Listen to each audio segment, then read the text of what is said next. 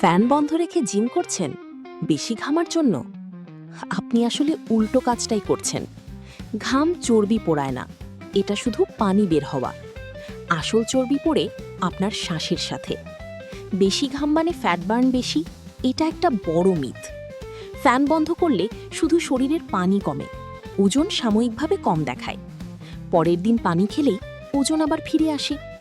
আর অতিরিক্ত গরমে workout intensity কমে যায়, মানে ফ্যাট বার্নও কমে। তাহলে চর্বি কোথায় যায়?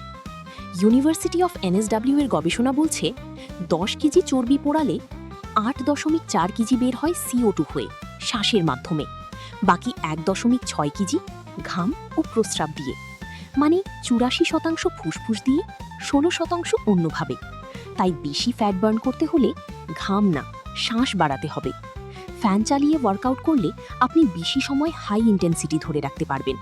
ইন্টেন্সিটি বাড়লে শ্বাস বাড়ে, আর তখনই বেশি ফ্যাট বার্ন হয়। ফ্যান বন্ধ করে আপনি আসলে ফ্যাট বার্ন কমাচ্ছেন। আজ থেকে জিমে ফ্যান চালু রাখুন, ইন্টেন্সিটি বাড়ান।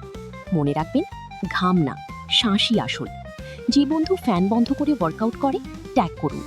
আর এমন জিম মিথ জানতে ফলো করুন।